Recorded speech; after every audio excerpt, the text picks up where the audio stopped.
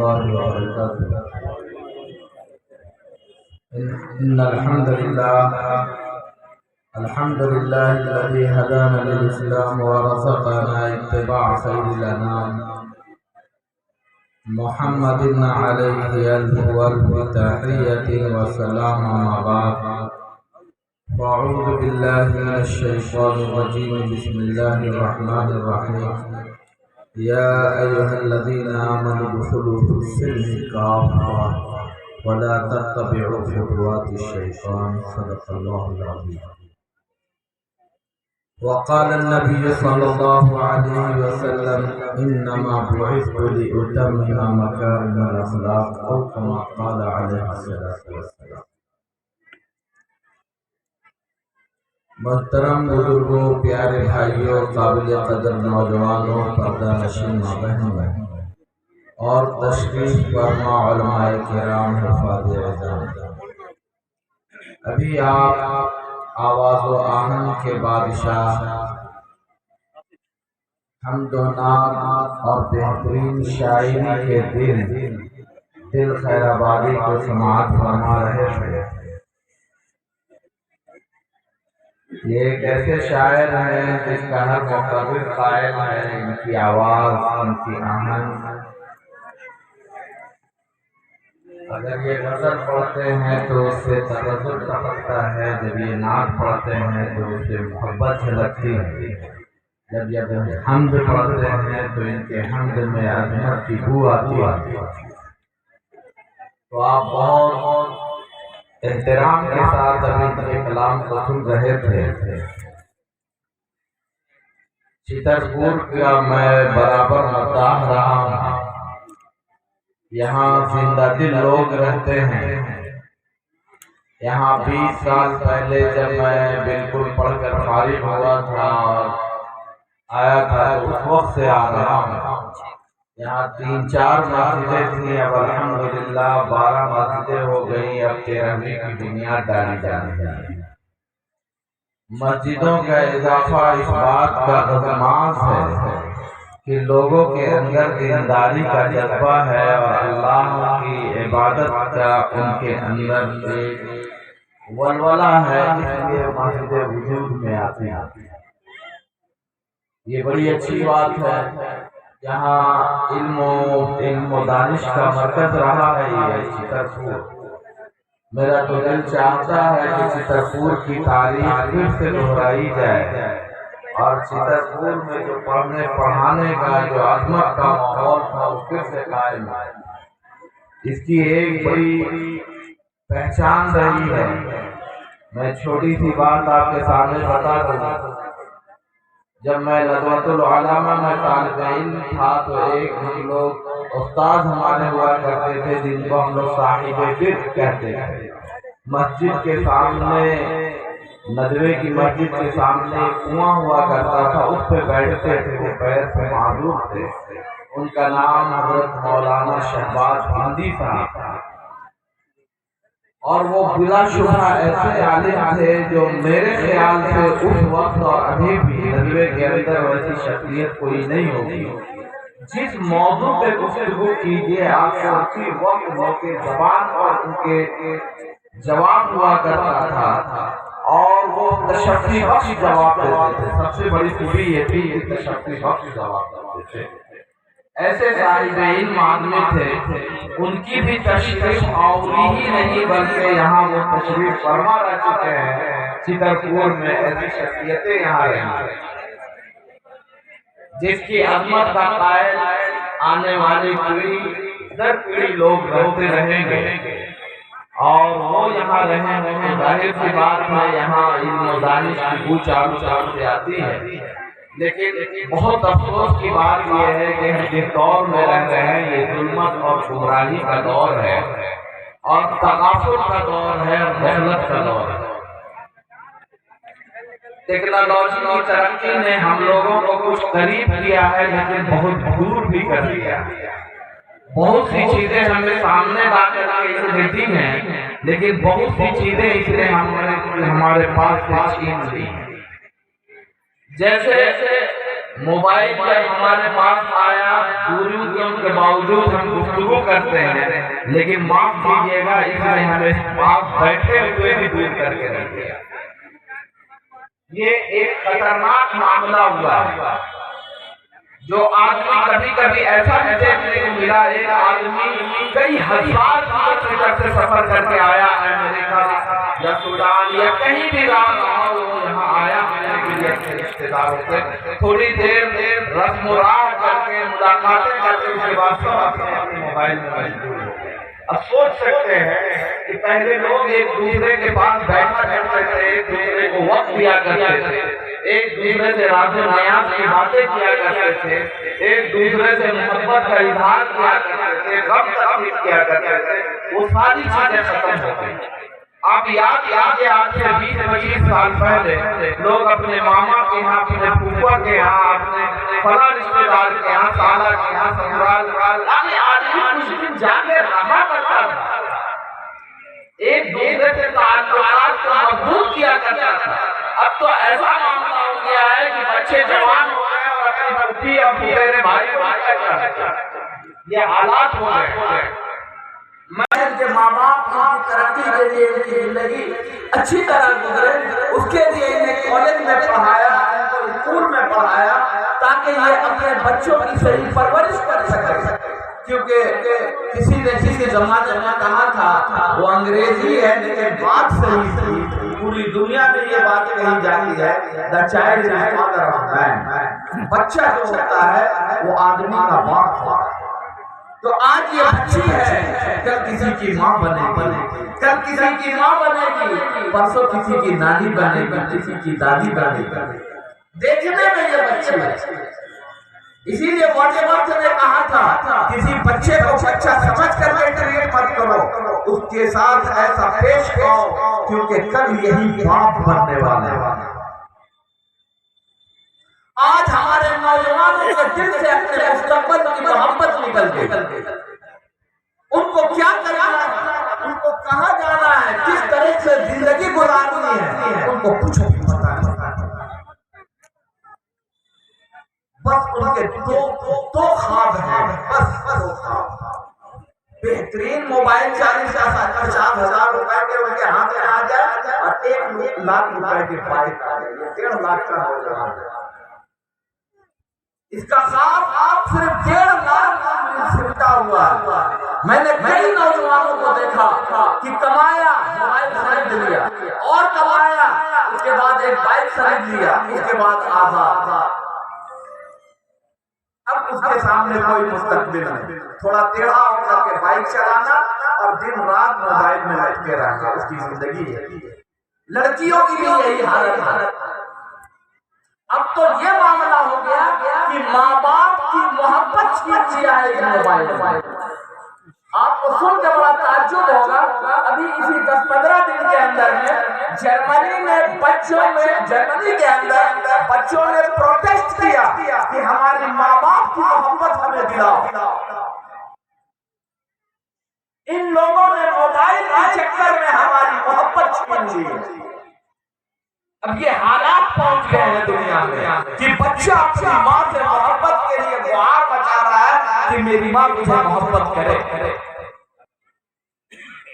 देखिए आप अपने घर में जवान लड़का है, बाप कराह रहा है, उसको कोई मतलब नहीं, अपना आया लेटा और अपना मोबाइल खोला और आधा घंटा, 1 घंटा, 2 घंटा उसी का मशगूल। आज तुम अपने बाप को तड़पते हुए छोड़ रहे हो, तुम्हारा बच्चा तुम्हारे साथ क्या करेगा कभी सोचा है? तो तुम भी बाप बनोगे, तुम्हें भी शादी होने की जरूरत है, तुम भी अपनी जिंदगी गुजारोगे। आज तुम्हारा बाप पैर के दर्द और कमर के दर्द से कराह रहा है और उसके साथ तुम्हारे अमल ने उसको दिल के दर्द में मुब्तला कर दिया है। तुम बताओ कहां जा रहे हो? ऐ मोमिनो, ऐ मुसलमान के नौजवानों, अगर तुम्हारे सामने मुस्तकबिल नहीं है तो सुन लो, ये दुनिया बड़ी बेरहम है। यहाँ अल्लाह का निजाम अलग है, हश्र का निजाम अलग होगा और यहाँ का निजाम बड़ा बेदर्द है, यहाँ का निजाम माफ नहीं करता, जो जैसा करता है वैसा ही पाता है। जो आम बोता है वो इमली नहीं काट तोड़ेगा, जो इमली बोया, जो बबुल बोया है वो सेब से कभी नहीं तोड़ सकता, उसको कांटे ही मिलेंगे। अल्लाह ने ऐसा निजाम बनाया। अभी धान का जमाना है, जाइए खेत में चारों तरफ धान डालना आ रहा है। जिसने धान बोया है कल जाकर के वो चाहे कि गेहूं, बाजरा और जौ काट दे, ऐसा हो सकता है? ये निजाम है, आप जैसा करोगे वैसा पाओगे। और अल्लाह का निजाम है, इन ततवल्लव यस्तबदिल कौमन गैरकुम ला यकूनु अमसालकुम, अगर तुम रुगर्दानी करोगे तो अल्लाह ऐसा है, जो अभी हालात आपके हैं ऐसा लग रहा है कि कहीं बगदाद की तारीख दोहरा रही है, ऐसी नफरत भर दी जा रही है, ऐसा लोगों के अंदर में जहर डाला जा रहा है कि मुसलमान से ज्यादा बुराई पर कोई नहीं। उनके दिमाग में ये बात डाली जा रही है, एक तरफ सांप हो जहरीला और एक तरफ मुसलमान हो तो पहले मुसलमान को मारो। सांप से तो बच सकते हो, मुसलमान से मारो। बिल्कुल अभी 2-4 साल की बात है, बर्मा में क्या किया गया आपको मालूम है? हमने तो सिर्फ तस्वीरें देखी हैं, वो ब्रूटल मर्डर की तस्वीरें हमने देखी हैं कि इंसानों ने इंसानों को किस तरह से सताया और काटा है, लेकिन इसके लिए इन्होंने 20 से 25 साल तक मेहनत की और वहाँ के लोगों में मुसलमानों के खिलाफ ऐसे जहर डाले और ऐसी जहर की बुआई की है उन्होंने कि उसका नतीजा ये और यही इन हिंदुस्तान में किया जा रहा है। हम जो देखते हैं, जो बरतते हैं, जो हमारे सामने पेश आ रहा है, हम उससे भी सबक नहीं लेते। अच्छा, कभी ऐसा हुआ था दुनिया में, पहले कत्ल किया जाता था तो कातिल अपनी शनाख्त को छुपाया करता था, अब बाज़ाब्ता वीडियो रिकॉर्डिंग हो रही है। क्या वजह है? कभी सोचा है?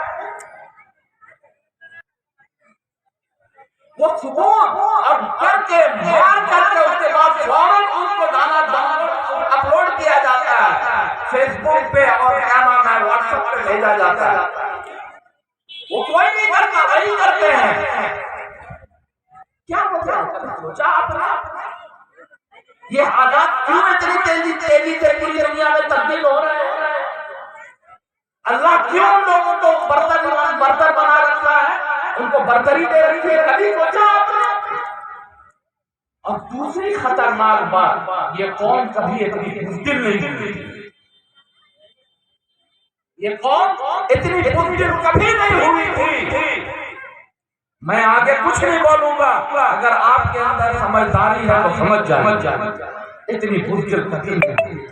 और याद रखिए, अल-यदुल उलिया खैरुम मिन यदिल सुफला, ऊपर वाला हाथ हमेशा अल्लाह को पसंद है नीचे वाले हाथ से। अल-मुअमिनुल कवी खैरुम मिन मुअमिनिज ज़ईफ, कई जगह इस तरह के मज़ामीन हदीस में आए हैं कि मजबूत मोमिन कमजोर मोमिन से ज्यादा बेहतर हुआ करता है। अल्लाह के नज़दीक सबसे ज्यादा वही पसंद होता है। मैदान अमल से ये कौम जब अपने आप को हटा देती है, उस कौम को मिटने का वक्त आ जाता है। अल्लाह का निजाम बहुत बेरहम है, इसको समझिए आप। अल्लाह को हमारे नाम से और हमारे मोहम्मद और सना होने से प्यार नहीं, अल्लाह को कैरेक्टर से प्यार है। कुरान में कैरेक्टर बयान किया है, उस कैरेक्टर से प्यार है। अभी आपने कितना झूमा, अभी मोहम्मद भाई ने बेहतरीन एक टुकड़ा पढ़ा कि हुसैन जैसा सजदा और बिलाल जैसी अज़ान नहीं होता, आप झूम उठे, लेकिन वो हुसैन जैसा सजदा कब पैदा होगा? बिलाल जैसी अज़ान कब पैदा होगी हमारे समाज में? अल्फाज़ व माना में तफावुत नहीं, लेकिन इकबाल ने बहुत पहले कह दिया है, अल्फाज़ व माना में तफावुत नहीं, लेकिन मुल्ला की अज़ा और है, मुजाहिद की अज़ा और। परवाज़ है दोनों की उसी एक जगह में, कर्कश की जहाँ और है, शाही का जहाँ और। करगस कहते हैं गिद्ध को, गिद्ध मुर्दार खाया करता है और शाहीन जो है अपने ताकत से, अपने बाजू की ताकत से अपने हक की रोजी वो उड़ते उड़ते हासिल किया करता है। अल्लाह का निजाम बहुत सख्त है, इसको समझिए। आज मैं यही कहने के लिए आया हूँ, आधा घंटा बयान करना है, 2 घंटा आना, 2 घंटा जाना, ये एक अमल बेवकूफी का भी है। समझिए इस बात को। ये आप दूसरी तरह चले जिनके पास वक्त की बहुत कीमत है, तो ये अमल बेवकूफी का भी है कि सिर्फ आधा पौन घंटा के लिए आप 2 घंटा का सफर कर रहे हो और 2 घंटा जाने में लगा रहे हो, 4 घंटा लगा रहे हो, फिर इधर उधर 1 घंटा हो ही जाते, 4 घंटा बर्बाद होगा। जो कौम तरक्की करने वाली होती है वो बोलती और सुनती कम और अमल ज्यादा करती है। तो बहुत अच्छी तरीके से याद रखिएगा, जो कौम तरक्की करने वाली होती है उसके पास बोलने और सुनने का वक्त बहुत कम हुआ करता है, उसके पास अमल के लिए वक्त चाहिए। अल वक्त हुवल हयात ला तक़्तुलुहु व यक़्तुलुहुम। वक्त जो है जिंदगी है, उसको मत मारो वरना ये तुम्हें मार डालेगा। समझिए इस बात को। जो कौम अपने वक्त का इस्तेमाल करती है, आज वो मंगल ग्रह में जाने की कोशिश कर रही है। आप बताइए जहाँ जितनी चीजें लगी हुई है वो उस कौम की देन है जिन लोगों ने मेहनत की। ये आवाज ये आजकल एक पर एक कोई सिस्टम के मशीनें आ रही हैं, कोई मुसलमान ने बनाया है, उन्होंने ही बनाया है। आज पूरी दुनिया में उनकी बालादस्ती है और हमारे पास कुरान जैसी किताब होने के बावजूद मोहम्मद रसूलुल्लाह सल्लल्लाहु अलैहि वसल्लम की शख्सियत जैसी मौजूद, उनकी पूरी जिंदगी एक एक अमल, नाखून काटने से लेकर के खाना नवादा चबाने तक ऑन रिकॉर्ड है हमारे पास। ऐसा कायद जो मदीने मक्के के संलाल पहाड़ियों में रहकर और मदीने जैसे किनारे से मुल्क में एक शहर में आकर पूरी दुनिया पे हुकूमत का प्लान बनाया था। हम आज उसकी उम्मत है जो हमारे यहाँ अपना एक कोई निजाम था। मेरे दोस्तों, एक बाल ने बहुत सारी चीजें बहुत दर्द से कहा था, पर मस्जिद तो बना दी पल भर में, ईमान की हरारत वालों में मन अपना पुराना पाती है, बरसों में नमाज़ी बनना सकता। अगर मस्जिदों का निजाम कायम कर दिया जाए जो मोहम्मद रसूलुल्लाह ने मस्जिद नबी में कायम किया था, मान लीजिए 5 साल के अंदर हमारा काया पलट हो जाएगा। 5 साल के अंदर काश के हम उस निजाम को अपने यहाँ लाने की कोशिश करें। हमने मस्जिदें सिर्फ नमाज के खातिर बना रखी है, बल्कि बात जगह तो ताले मार दिए जाते हैं, जबकि मस्जिद 24 घंटे के निजाम का नाम है। तो हम अपने बच्चियों को बचाने की कोशिश करें, अपने नौजवानों को बचाने की कोशिश करें। न इनको पढ़ने में दिल लगता है, न इनको बढ़ने में दिल लगता है, इनको क्या करना है इनको खुद पता नहीं है। तो ऐसे नौजवानों की भीड़ से हमारी कौम को क्या मिलेगा? अभी 15-20 दिन पहले का एक वाकया बताता हूँ, आपका कलेजा फट जाएगा। एक लड़की 6 महीने पहले किसी गैर मुस्लिम से शादी कर ली और उस लड़के के साथ रहने लगी। मंदिर में उसने शादी बहुत कोशिश किया, कई महीने से लगा हुआ उस लड़की को रिकवर हमने कर लिया। लड़कों को लगाया, हमने उसको अपने घर में बुला लिया, उसके घर में रखा और उसको बहुत समझाने की कोशिश की। लड़की के सर मान में से दूर खड़ा हुआ। आप समझे फिर हम लोगों ने समाज के लोगों को जमा किया, कैसे क्या किया जाए। तो इस बच्ची को बचाने के लिए हमने 200-250-300 किलोमीटर जहाँ के वो लोग रहने वाले थे, एकदम जंगल का एरिया, वो पलामू का है, वो हरियाणा का इलाका, उसके अंदर की किसी गांव में रहने वाले लोग थे, वहाँ हमने कार करवा के 12,000 7,000 रुपये गाड़ी का 5,000 रुपये उसके खर्च किए। नौजवान असलम पार्षद है हमारे साथ, उन्होंने इसका इंतजाम किया, हमने भेज दिया कि इस बच्ची को किसी तरह हम लोग डाइवर्ट, इसका माइंड को डाइवर्ट करेंगे और बचाएंगे। आलिमा को लगाया, लोग जाकर समझाते रहे। अफसोस दर अफसोस, मैंने उससे 15 मिनट तक एक सवाल किया कि जन्नत और जहन्नम को जानती हो? इसलिए आधा घंटा तक जवाब वो बंद। आगे का कहानी सुनिए। मोबाइल लिया गया, सब लिया गया। किसी तरह वो अपनी बड़ी अम्मी के मोबाइल हासिल किया, लड़का को लोकेशन भेजा, लड़का रातों रात रांची से गया और उसको कार में बैठा करके उसके घर से उठा के लाया। अब बताओ क्या कर सकते हैं? और ये एक दो मामला नहीं है, मैं 2-4 महीने का भी बताऊं तो 1 घंटा लग जाएगा। सिर्फ 2-3 महीने में कैसे बताऊंगा? मैं ये रिसेंट बता रहा हूं। बताओ क्या हो गया? आसान सी लड़की है, खूबसूरत लड़की, और वो भी लड़का भागा के लिए आया।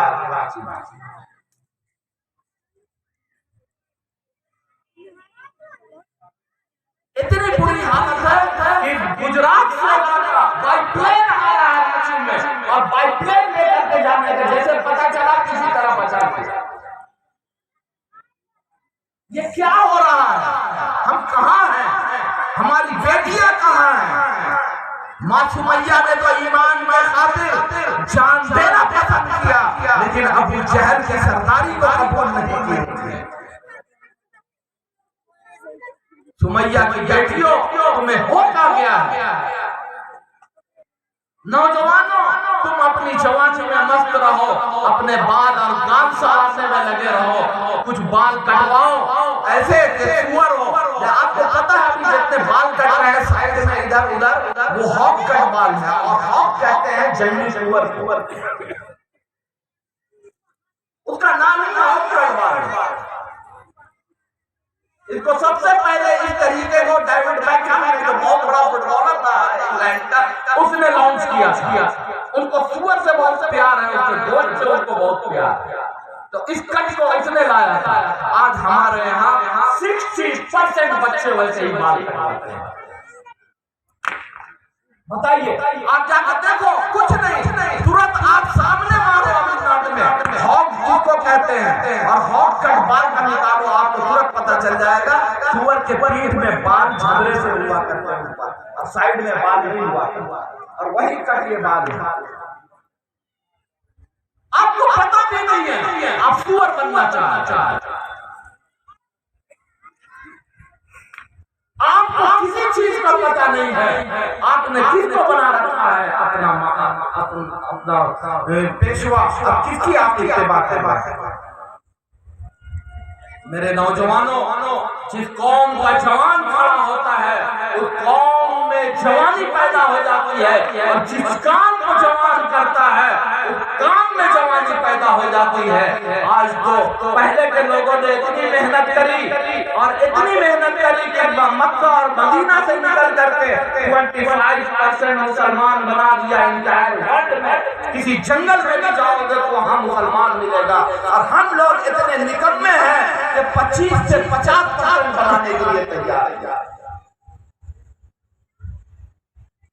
हम सब 1.5 ईंट के मेंबर के कायल हो चुके हैं, जो हमें मिल गया तो हम उसी पर कनाअत कर गए। तू ही नादा चंद कलियों पर कनाअत कर गया, वरना गुलशन में इलाज तंगिए दामाद। तुम करके तो देखो, इमामत तुम्हारे कर आएगी। लेकिन ये तकरीरें, ये जो भी जलसे हुआ करते हैं, वो इनकलाब आना चाहिए, तब्दीली आना चाहिए समाज में। लेकिन उसका अंजाम क्या होता है? उसके दूसरे दिन मीडिया में लिखनी चाहिए कि फला फला मौलाना अकरम साहब ने ये बातें बताई है, इस पर हम अमल करेंगे कल। ये शायरी अगर देख ली जाए, मैं तो बड़ा दूसरे अंदाज से आपसे आपको सुनता और देखता हूँ, उसमें इतनी तारीफ तलमीही अशआर इतने होते हैं कि पूरी तारीफ उसमें होती है। अगर उन अशआर ही को अपना पेशवा बना लिया जाए तो कोई तकरीर की जरूरत भी नहीं। शायरी से इनकलाब आया है पूरी दुनिया में। होमर की ओडिसी से पूरी दुनिया में इनकलाब आया है जब उसने लिखा था उस जमाने में। हम जानते नहीं है इस बात।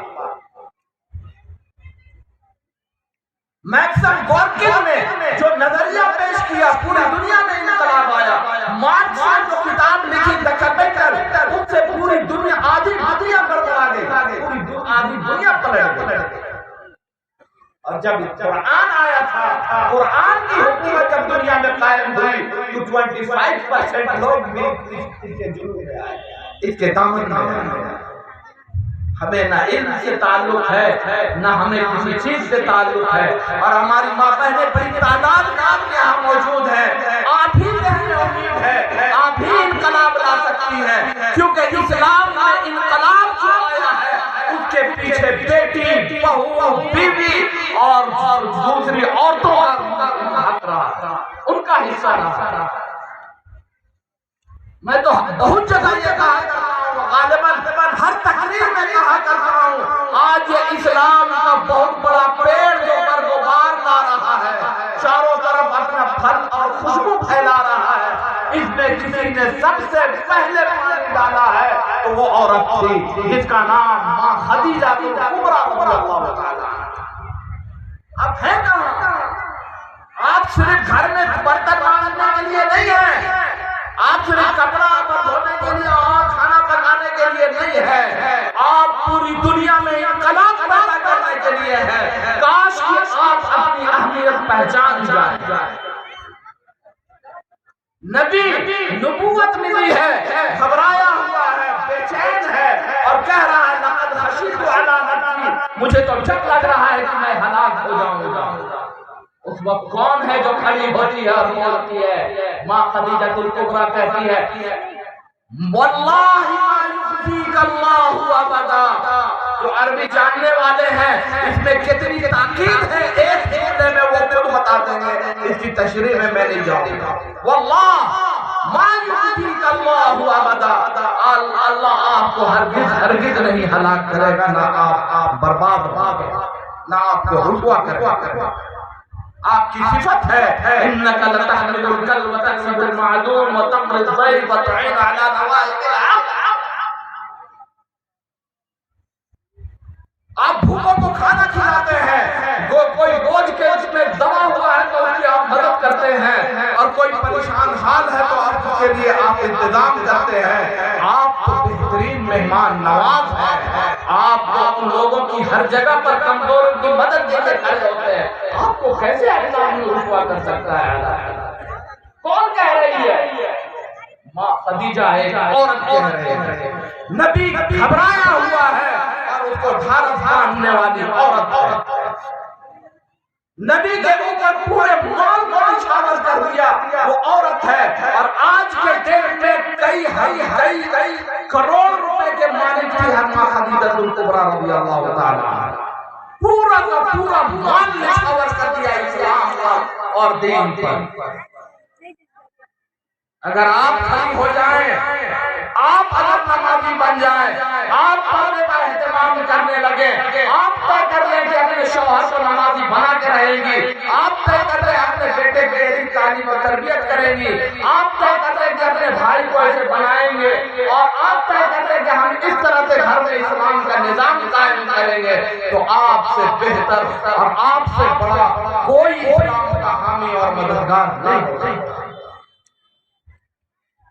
बड़ी तादाद में आप मौजूद हैं, छितरपुर की अपनी तारीख रही है। माँ बहनों, मैं आपसे गुजारिश करता हूँ कि आप आप इस पर खड़ी हो जाएं। मैंने जो कुरान की आयत पढ़ी थी, या अय्युहल्लज़ीना आमनू उदखुलू फ़िस्सिल्मी काफ़ा, ऐ लोगों पूरे ईमान वालों के पूरे दीन में दाखिल हो जाओ।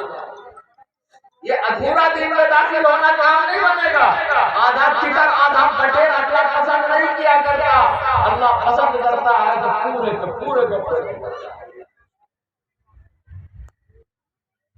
आप ईमानदारी से बचाओ। आप बेहतरीन आम खरीदने गए हो, फल फ्रूट खरीदने गए हो, उसमें थोड़ा सा दाग लगा हुआ है, आप पसंद करते हो, कोई छांट के निकाल देता है। अगर वो चालाकी से हमारे झोले में डाल दिया हो तो उसको निकाल करके फिर देते हो, इसको बदलो। तुमने ये शरारत। जब आप थोड़े से दाग को पसंद नहीं करते, अल्लाह हमारी जिंदगी में जो आधा से ज्यादा दागदार है उसको पसंद करेगा? कभी सोचा इस पर कि अल्लाह को कैसा आदमी चाहिए, कैसे लोग चाहिए? और ये पूरा ऊपर से लेके नीचे तक हम लोगों को मेहनत करनी पड़ेगी। आपकी जिंदगी का मकसद होना चाहिए तारीख इब्न ज़ियाद का ख्याल जवानों के अंदर पैदा हो, मोहम्मद इब्न कासिम का जज्बा जवानों में पैदा हो, सलाहुद्दीन अय्यूबी की फिक्र लोगों के दिमाग में पैदा हो। ऐसे नौजवानों को पैदा करें। टेक्नोलॉजी का जमाना है। अगर आप चाहें तो हम टेक्नोलॉजी के जरिए पूरी दुनिया से मुकाबला कर सकते हैं। कोई जरूरत नहीं। आप देख लीजिए अब 10, 20, 15, 25 साल के बाद अब बम उनसे मुकाबला नहीं होने जाना है। अभी जो आप कोरोना वायरस है तो आप क्या किसी देख रहे हैं? This is a biological war. इसको बायोलॉजिकल टेक्नोलॉजी कहते हैं, बायोटेक्नोलॉजी। अब कुछ करने की जरूरत नहीं है। इस धरती को तबाह करना है, छोटा सा एक पुड़िया लाकर रख दिया जाए, बस्ती की तबाही के लिए काफी। ये क्या है? ये वायरस डेवलप किया गया है, इसके पीछे बिलियन और बिलियन डॉलर खर्च किया गया है। पूरी दुनिया के अर्थव्यवस्था को तबाह करके, और लोग इनका प्लान था उसके खिलाफ हो गए। इनका प्लान था कि एक 1/4 जनरेशन को मार देना, लेकिन ये सके नहीं। और इंडिया में तो ऐसे भी नहीं सके कि हम लोग नाली के खिलाफ रहने वाले लोग ऐसे ही बैक्टीरिया, दुनिया भर का बैक्टीरिया तो हमारे अंदर है। बैक्टीरिया सके तो वो भी मर गए, वो सके नहीं है। यहाँ का आदमी बहुत मजबूत है। तो ये एक बायोलॉजिकल वॉर है, समझिए। अब नहीं चलने वाली तक आप कोई आपको बम नहीं मारेगा। आज नहीं, ये सब तो बेवकूफ लोग कर रहे हैं। अब कुछ जमाने के बाद ये सब खत्म होगा। अब दूसरी लड़ाई, अल्लाह हम सबों को समझने की तौफीक अता फरमाए। आप जागिए, लोगों को जगाइए। मस्जिद जो बना रहे हैं उसमें ये जज्बा पैदा कीजिए कि इस मस्जिद की बुनियाद हम इसलिए रख रहे हैं कि इस मस्जिद को हम मस्जिद नबी के तर्ज पर खड़ा करेंगे। ये जज्बा होना चाहिए। और मैंने जो हदीस पढ़ी, हमारे दरमियान जो मोहब्बत की कमी आई है, मैं तो मकारिम अखलाक को पूरा करने के लिए आया हूँ। मुझ उनसे बेहतर कोई नबी न आया न आएगा, उनसे अच्छा अखलाक न किसी के न हुए न होंगे। सलाम उस पर के जितने गाली याद आकर तुम्हारे, हम ऐसे नबी की उम्मत हैं। तो मोहब्बत को बांटे हैं। बच्चा को चाहिए कि बाप माँ को मोहब्बत दे, और माँ बाप को चाहिए कि बच्चे लोगों को सही मोहब्बत दे। घर को डिस्ट्रैक्ट मत कीजिए, घर के अंदर भौजाल मत पैदा कीजिए, घर में मोहब्बत बांटिए। वरना इंसान इतना कॉम्प्लिकेटेड मशीन है कि पल में बहुत अच्छा है। अभी मिसाल मैं देता हूँ कि अगर मैं अभी तक आप मोहब्बत की निगाह से मुझे सुन रहे हैं, अगर मैं खुदा न खास्ता इस्लाम के खिलाफ एक जुमला बोल दूं तो आप बर्दाश्त करेंगे? ये मोहब्बत नैनो सेकंड में नफरत में तब्दील हो जाए। इंसान इतना करीब, जरा सा भी आपने जरा इधर करके ये नफरत मोहब्बत में और मोहब्बत नफरत में बदल जाए। किसी ने बड़ा खूब कहा है, चलो अपनी मोहब्बत को भी बांट आए, चलो अपने मोहब्बत को भी बांट आए। हर एक प्यार का भूखा दिखाई देता है। अल्लाह हम सबों को अमल करने की तौफीक अता फरमाए। हमारी माँ बहनों से गुजारिश है कि आप अपने घरों में तालीम कायम करें। आज ये अहद करें, जो नमाज नहीं पढ़ती है ज़ोहर के वक्त से इंशाअल्लाह मौत तक नमाज पढ़ेंगे हम लोग। इसकी अहद करें और घर में अच्छी किताबों की तालीम, अच्छी तरबियत, सुन्नतों का मसला सिखाना और अपने घरों में दीन का दाखिल करना। इसको मस्जिदों में भी ये निजाम चलाइए। जिन बूढ़ों का कुरान नहीं है उनको भी दुरुस्त कराइए। तालीम बालिगा अलग हो, तालीम में नौजवान अलग हो, बच्चों की तालीम का निजाम अलग हो। 3 कैटेगरी में तालीम का निजाम कायम किया जाए। अल्लाह हम सबों को अमल की तौफीक अता फरमाए। हमारे बाद मौलाना अकरम साहब हैं माशाअल्लाह, और ये मस्जिद की बुनियाद पड़नी है। आप जिंदगी लोग हैं और यहाँ मस्जिद का जो बजट है, इतनी बड़ी तादाद है, परतोई में एक जगह पे था, इससे आधा मजमा रहा। वहाँ मस्जिद का जितना बजट था मैंने मांगा, अल्हम्दुलिल्लाह उस मस्जिद मैंने पूरा कर दिया, अल्हम्दुलिल्लाह। और अकरम साहब बहुत अच्छे, बहुत सुलझे हुए, बहुत अच्छे दिल के मुकर्रिर हैं। आप उनको सुने। अल्लाह तबारक व तआला हम सबों को अमल की तौफीक अता फरमाए। उठ के बस में जहाँ जहाँ और भी अंदाज है, मशरिक़ व मग़रिब में तेरे दौर का आगाज़ है। वमा अलैना इल्ला